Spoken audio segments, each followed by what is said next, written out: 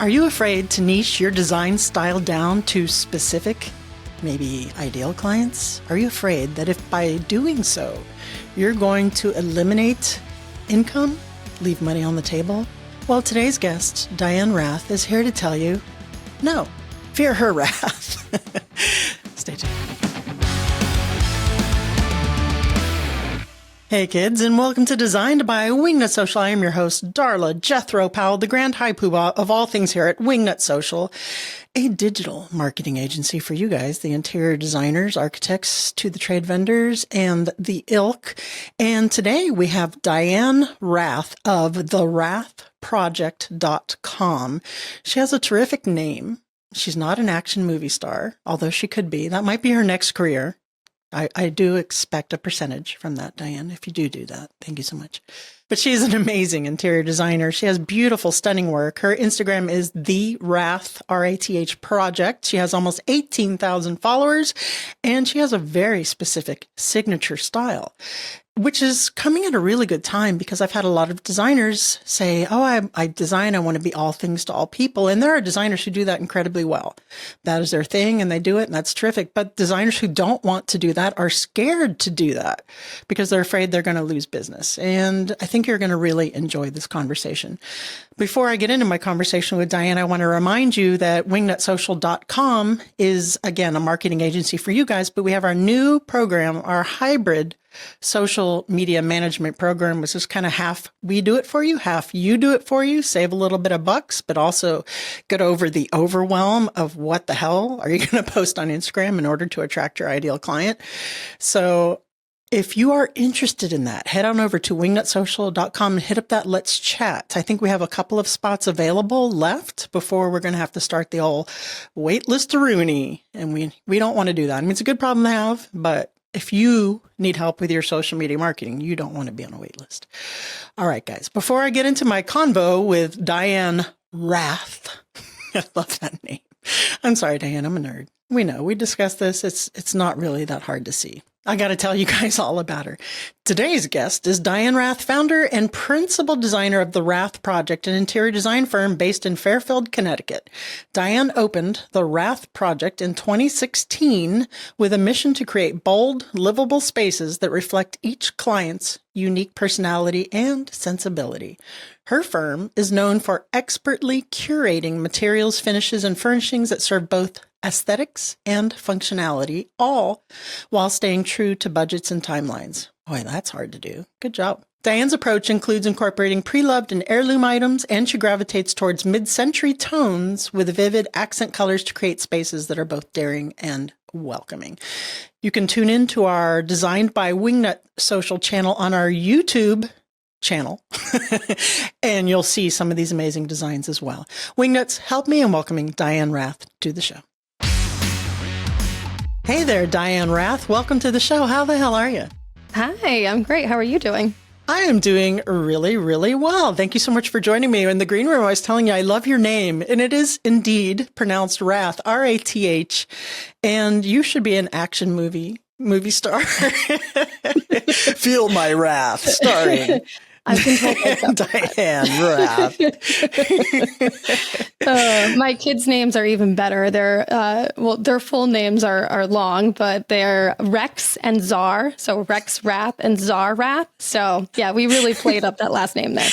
Well, I can see there's a whole family movie franchise. You go and fight crime like Spy Kids, but with the mom.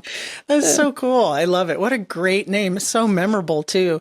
So on today's show, right, we're going to talk about niching a little bit into a style. And this comes at such a good time because I've had a couple of designers come into Wingnut and they're a little conflicted about really designing in a style that they specialize in or they like to do. They want to be all things to all different kinds of aesthetics. And we're going to talk about that and how you've managed to do that so successfully, but also just about you and your business and running a successful interior design firm. I mean, I'm looking at your work. It's stunning, by the way. And I love that you have niche, and we'll get into that further. Like I said, you have 18,000 followers almost on the Rath Project on Instagram. So clearly niching for you in this way, and you're going to correct me if I'm wrong, has not been a detriment to you and your business.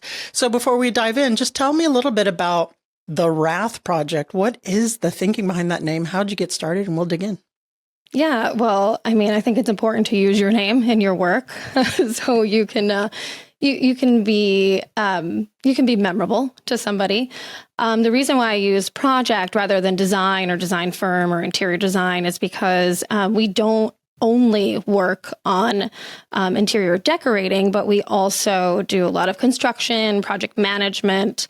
And I love to say that, your home comes together one project at a time. So I don't want people to be discouraged by using an interior designer or a contractor if they feel like their task is too small, because really any project is worth looking at and delving into, and making your home yours as small as what you may feel a project would be. It's never too small. Really? Okay. So Yeah. that's a new not a new thing, but a lot of designers will say, oh no, I must have this minimum size scope and work, especially if you're more of a design build firm around that. So let's dig into that a little bit. What is no project at all is too small? What is the smallest that you go? Well, I mean, no project for a homeowner is too small. I'm not saying we're going to take on every single project that comes our way, because we certainly will not do that. It has to make sense for all of us. I see. But I don't want people to be discouraged by taking things on themselves. Like, things are a project. Sometimes you'll do one full room, and that is our minimum. We have to do at least one room top to bottom. I see. Otherwise it just doesn't come to fruition the way that we all really want it to. And I feel like people are disappointed. We can be disappointed creatively. We could lose money, if we don't take on at least one full room.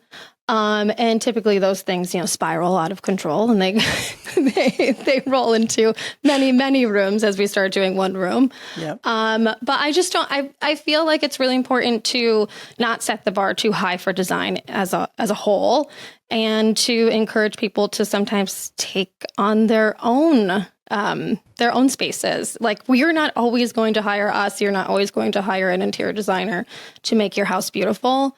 And I do think that it should be available to all, even if you can't have a designer. So on our Instagram, we also try to encourage those kind of smaller tasks that you can do, like, you're not always going to hire us. So, okay. So that was that was great. And that leads me to this organic conversation I was telling you about in the green room. So how are you fulfilling that part of your ethos? So is that just through educational content marketing, and here's a walkthrough, here's the DIY, here's how they did it. So it's fulfilling that client who wants to learn more, and maybe they are going to do it themselves on a smaller scale, but those clients who are like, hell no, I want to hire someone, then they're picking up the phone to call you. Yeah. Yeah. So it's a mix of everything. So on our social media, we're able to delve into those details a little bit more specifically. We can walk through some of the products that we've used, how we've pulled spaces together. We're not giving away the exact materials that we use in our client's home, because obviously they've paid us, to source those things and to secure those items for them. But we'll try to give people who go to those pages similar objects, so they can try to achieve that look. And we're never encouraging people to achieve an exact look, because we really want you to be able to create what's comfortable for you and your family and what suits your personality. So, and that's how we approach client work too. Like, we're never going to just replicate something that we've done already, even if people really, really like it and they really want us to. It doesn't suit us creatively as a firm, and it also doesn't suit the family, because why do you want the exact same thing that somebody else has? You could just go to a big box store and accomplish that. Yeah. So we do try to give information out on our social media. We've also just created pretty recently a newsletter, and it's called the Rath Tasks. So playing with my last name there. Whenever I can. And then we kind of break things down a little bit more in detail on in those newsletters and their subscription. Right now, you could subscribe on our website and just have access to them now. But eventually, as it gets bigger, as that grows, we're going to do paid subscription only for like a very small fee, because again, it should be accessible to all. Yeah. But we are a business and we still have to make money. I love that. That's brilliant. Okay. So we have two things that interior designers are afraid to do. So a lot of interior designers are afraid to give out any kind of intellectual property or tips. And there's a beauty in that, right? It's true. It really is true, because they're afraid that, they're going to do it themselves or not hire them. But that is really what I have seen from our clients when I was doing interior design, what I've seen the most successful interior designers, that is content marketing, folks. That is how they are getting this reach and awareness and building that fan base. And sure, there's always going to be that group that is not going to hire you. They're going to take your information, do it themselves, but they're going to refer you to the group that is going to hire you, or you're going to gain that reach and awareness by people that is going to hire you. It's like what we do at Wingnut Social is we have lower tiered classes and courses and webinars, and we teach a lot of good stuff. In fact, if you go to wingnutsocial.com, there's a free Instagram webinar on there, right? That hits a lot of really good stuff, and people can do it themselves, and we're happy to do that. But what that does for us as the agency is it gives us credibility in the space as thought leaders, right? They know that we know our stuff, and then they have confidence to say, you know what, this is great. I don't want to do it myself. I want to hire them to do it for me. Yeah. So don't be afraid to be informational, to educate in some way. You're not giving a 4-year degree in interior design. Don't worry about that. We're decorating. We're doing, this is low level stuff, folks. It's okay. I always say it is not brain surgery. Not everybody could do it, but I mean, people can design their homes if they want to. It tends to be harder than I think what people expect. There's a lot more layers to things than those individuals who say, "Oh, I could just do," I could go online and do this thing too. Like it's a lot more project management and hand holding. Yeah, we have our at Wingnut Social too. We have our Instagram for Interior Designers course. It is a flagship course, and it is an amazing course. It is incredibly robust. And I had designers tell me, "You're going to put yourself out of business with this." And I can't tell you how many full service done for you clients we've converted who have taken that course and just realized, wow, this is overwhelming. This is more than I want to do. I want to delegate it. So it really, guys, don't be afraid to do that. And speaking of fear, right? This is another thing that designers say they're afraid to niche to a style. And you have a very obvious signature style here. I'm looking at your beautiful Instagram, your beautiful portfolios. It is very specific, right? So tell me about that journey and dialing that in. Was that a bit of a learning curve for you before you decided this is kind of where I want to narrow my focus, my design aesthetic, or did you do that right out the gate? Yeah, so that's a great question. I feel like we did it pretty early just because I feel like it's really important to stay true to who you are, and those who you're meant to be with will follow. I have appreciation for all sorts of design, all different types of interiors, all different approaches to interiors, but we tend to like really bold, colorful, playful spaces.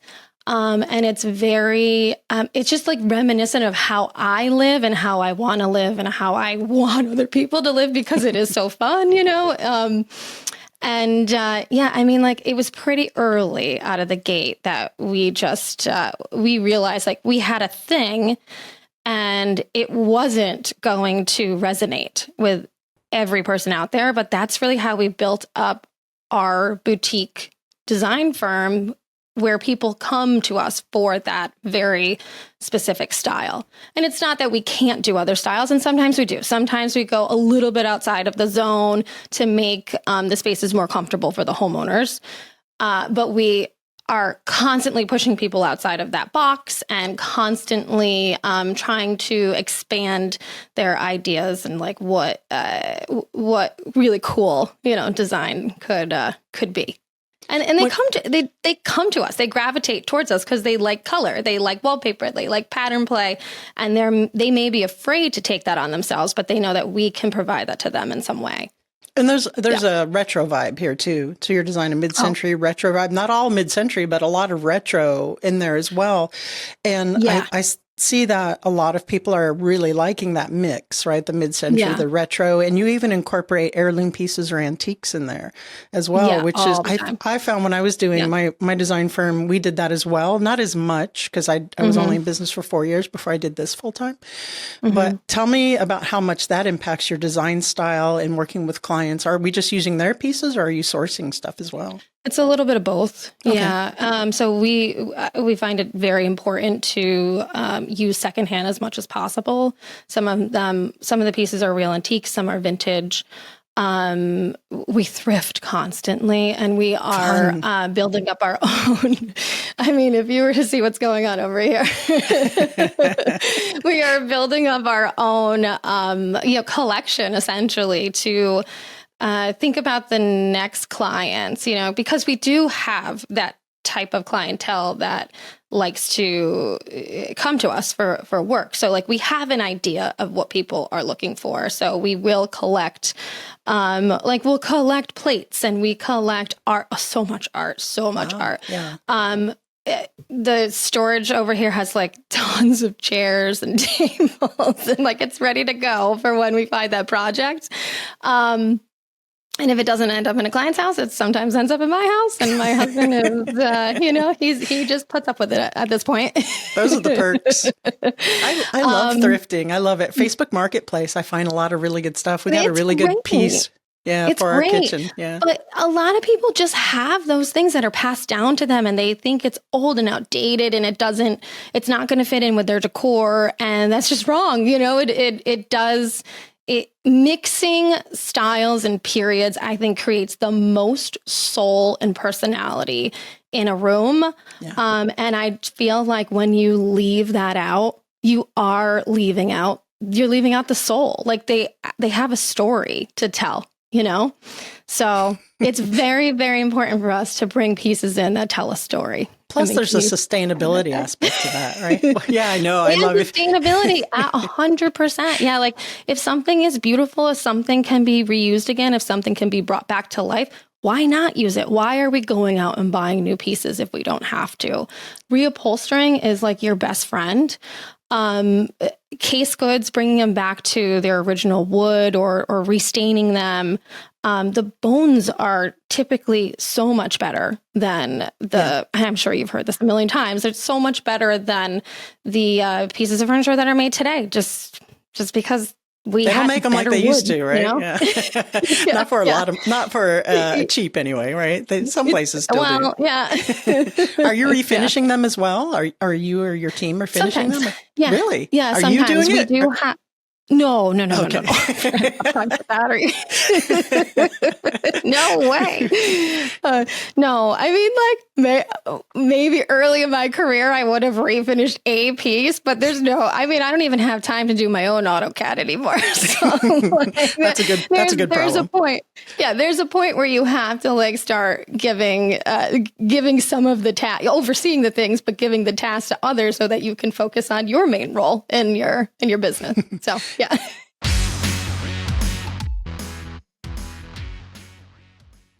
All right, you guys know, or at least I hope you know, or if you don't, I'm not doing my job, that we do full service social media management for you guys, interior designers, architects, and to the trade vendors or furnishing manufacturers, etc. But we are excited to announce our very new hybrid plan with Wingnut Social. It's kind of a half done for you, half you do it yourself sweet spot. If you're a beginning designer or a firm who's just really kind of getting started in social media marketing, but don't quite have the marketing budget to delegate it to a marketing firm, because that's a pretty decent size investment, right? This is our hybrid solution, and it's perfect for busy designers who you know the power of consistent professional content on Instagram. You've heard guest after guest and client after client say how they're getting leads from Instagram, right? But you have that overwhelm. You have no idea what to post, when to post, what the hashtags and captions should look like for a value proposition, a mix in order to reach your ideal client. Well, ta-da! Introducing the hybrid plan with Wingnut Social. You get a monthly content calendar where we create the content for you and you post at your leisure on your own time with our guidance. We're doing the posts. We're doing feed posts. We're editing reels for you. You get 8 feed posts, 2 reels. We're writing the captions for you. We are researching the hashtags for you that drive engagement with guidance, best practices, and quarterly strategy sessions to make sure that your strategy and everything is in alignment with your business goals.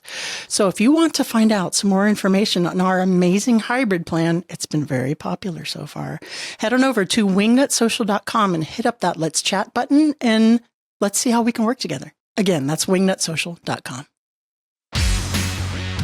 If you're just listening to this podcast and you're not watching it on our YouTube channel designed by Wingnut Social, you're missing out on the sheep over over Diane's left shoulder area. It's adorable. I keep staring at it. I'm not even looking at the camera. I'm looking at the sheep. Talk about a thrifted piece right there. And also that art right there. That's student art. And that's, I mean, we collect art like crazy. So, yeah. I love it. I have, that's what I have. My house is, I'm in Maryland, Southern Maryland, and our house is pretty contemporary in the bones of it and the design, the way we've styled it, but we have antique art and pieces. I love it. More so than just buying art from a gallery somewhere, but something collected or something. Totally. Yeah. And we have a lot of empty spaces that we haven't finished just because we haven't run into the collected thing, so it's taking us forever. But that's what's fun about collecting is that it can go on forever. You always have like a little, you always have a little project. Yes, we do. Right now it's finishing out my home theater. Now that the collection there is a lot of nerd stuff, so that doesn't really count, but I bet nerd stuff can be fun and beautiful as well. Yeah, to me it is. I love nerd stuff.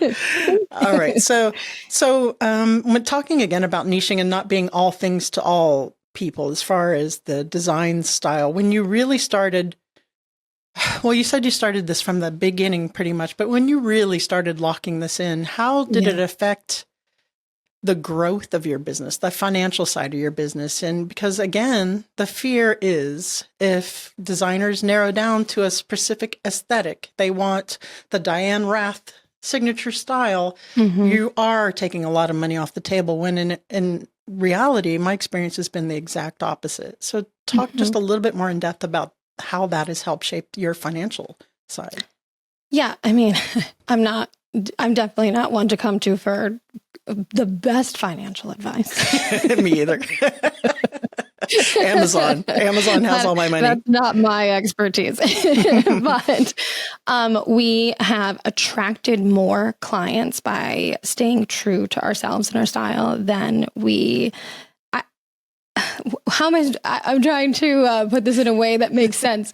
I don't want to say we detracted clients. Maybe we have, but the clients who have come to us are much more trusting in our process, much more trusting in us, taking over their homes for a good portion of their time. And they tend to spend more. They will keep us around a lot longer. Those small projects build into big projects if they start small. And they are great sources for referrals as well. And because of the area that we live in Fairfield, Connecticut, where things are very coastal, or it doesn't have to be coastal. It could be traditional, very classic designs, a little bit more muted in tones, or leaning into those like classical interior tones. Because we've set ourselves apart, we are now one of a few as opposed to one of many to choose from. So we get those clients who are really willing to just spend on their homes because they can't find somebody else who gets it, who gets them. Yeah. And so you're attracting ideal clients exactly as well. So that they're in for it. They're in for the Rath.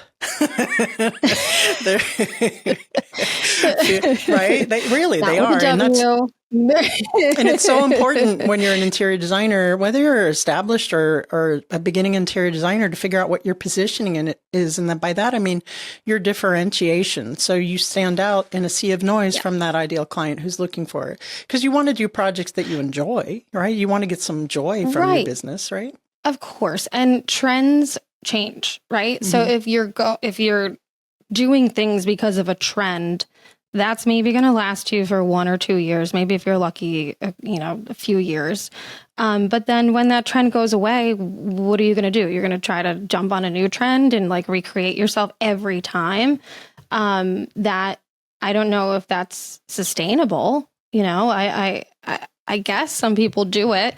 I do remember one time when I was starting out on Instagram and I was really into that boho interior, and it wasn't me at all, but I'm like, oh, this is so cool. And I started putting things in our apartment. It was like the first time I started recording it on Instagram was in our New York City apartment. This is before I even became an interior designer and opened my firm.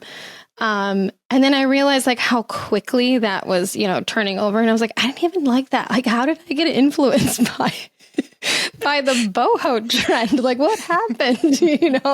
So there was a moment. I had a moment. It's not me, similar. So I don't know. I had a moment similar where I had like a sign in my game room that was like pool hall. It was like so on the nose. Yeah. And I look back at it now and I'm like, a cringe. Like, oh God. It happens. We grow, we evolve, right? Yeah. Diane, is there anything else that you want to add on this subject before we get into the What Up Wingnut round? No, I mean, I just think that stay true to yourself. Like you need to enjoy your job at the end of the day. And you may not always be bringing in, the biggest check. I certainly am not.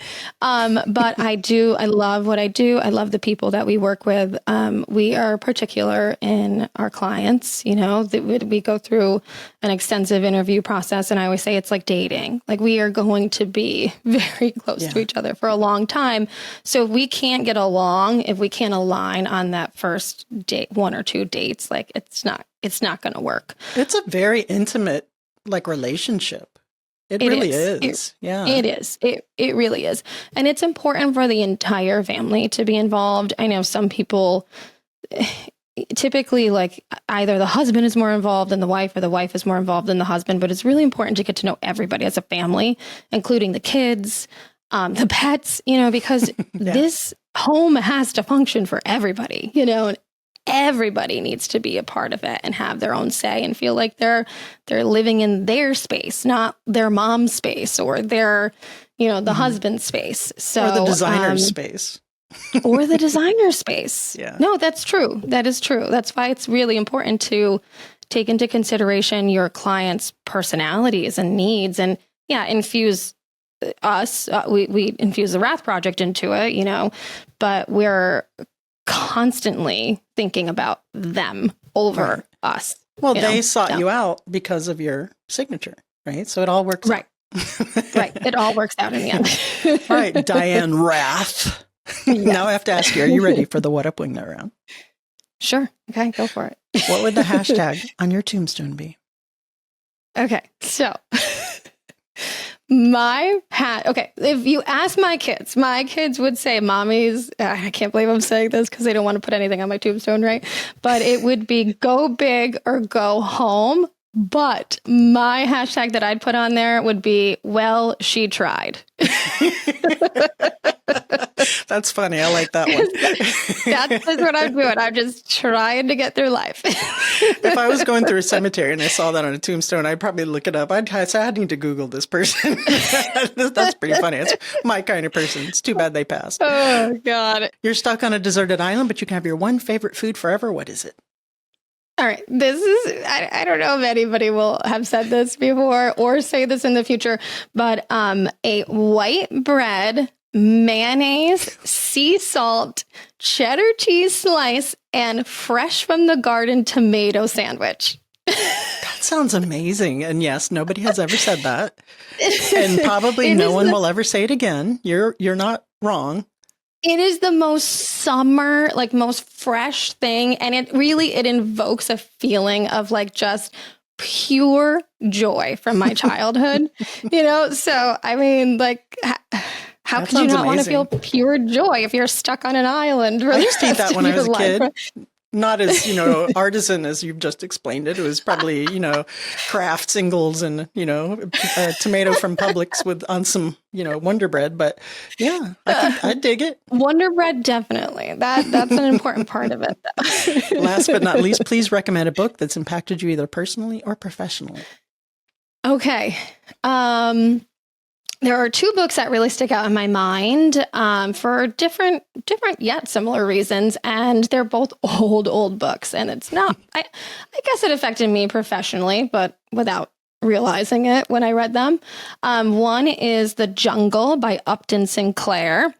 And that is one that revolutionized food safety laws, like way back in like the 1920s or 30s. I mean, it's crazy. But when I read that, I just remember kind of like feeling for these people who had these hopes for this American dream. And they were really kind of being pushed down by society and by the industrial kind of revolution was it the Industrial Revolution? And how they just wanted all the things that we still want, today. Yeah. They wanted housing, they wanted jobs, they wanted safety and security for their families, and they were treated like garbage. And it just kind of is a reminder that you can want all these things, but sometimes you have to not take. Just not. What's the other one? I'll give you two. The other one is a picture of Dorian Gray by Oscar Wilde. Yeah. I love Oscar Wilde as a person, as a human, and as an author. I love that was considered odd and weird, and really he was just like an amazing human, creative human who was different. So I appreciate the author for that reason. And the story is just a reminder that even though things could be really beautiful on the outside, it's not necessarily that way on the inside.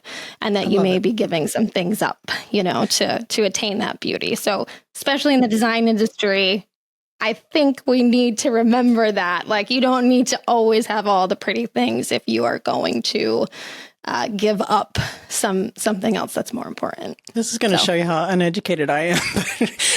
when you mentioned the Dorian Gray, the first thing I thought of was the TV series Penny Dreadful. I don't know if you ever saw that. Oh, they canceled it. It was brilliant, but the Dorian Gray was a character in there, and I loved what they did with him. And it was similar. He was beautiful on the outside, but boy, there's some flaws there. Yeah, a little rotten soul in the middle there, right? Yeah, such a good series. I was so upset when they ended it like crappily. Diane Rath, thank you so much for joining us. Please tell the audience where they can go to see more of your beautiful work, and we'll call it a day. Sure. You can go to on Instagram. It's at the Rath, RATH Project. And you can also go to the rathproject.com. Awesome. Thank you so much for joining us, Diane. You've been amazing. Thank you so much. All right, folks. I know that we're hammering this into your head over and over again. Sometimes you have to hear different people with different, points of view, points of success, to really feel confident in taking that leap in order to streamline your focus and your marketing and your positioning to something that you enjoy doing, that's going to appeal to ideal interior clients and is a style that differentiates yourself from all the noise in the interior design space, right? So hopefully Diane gave you a little bit of motivation there, or you'll feel her wrath. I'm sorry, Diane. I'm sorry. Hopefully she gave you some courage to maybe dial that in a little bit, or rethink some of your positioning or your business model, your ideal client. If not, that's fine too. Like I said, there's a lot of designers out there who do all things to all people and do it really well on a big scale. All right, guys, that's it for the show. Make sure to hit up wingnutsocial.com, see how we can work together. There is a free webinar on there, Instagram for Interior Designers, that will give you a lot of value for your money. It's free. And it will be very helpful for you if you manage your own Instagram. Not nearly as robust as the actual course that, we require shekels to participate in, but I think you'll find it incredibly helpful, like we mentioned on the show. Hit up that Let's Chat to see how we can work together. And that's it. Remember, until next time, to get out there, get uncomfortable, which I often do, and be great, which I sometimes do.